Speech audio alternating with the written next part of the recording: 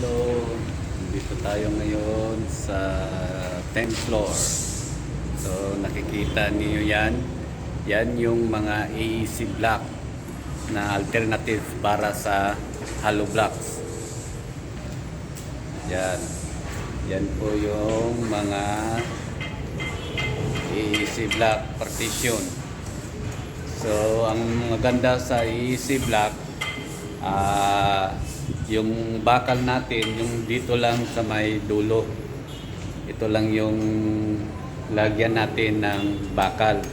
So sa loob niyan wala na yang bakal. Yung pandikit lang yan, yung EEC niya, EEC adhesive. So after natin may kabit yung EEC block ito, hindi na tayo magpa-plaster. Hindi katulad ng hollow block, magpa-plaster pa tayo. Dito, pwede na tayong proceed ng skin coat, then magpa-primer, and then final coat ng color. So, makakatipid tayo nito sa finishing. Kung may mga katanungan po kayo nito, about sa EEC block, pwede kayong mag-leave ng comment sa baba at pag-usapan natin yan sa susunod. Salamat po sa panonood.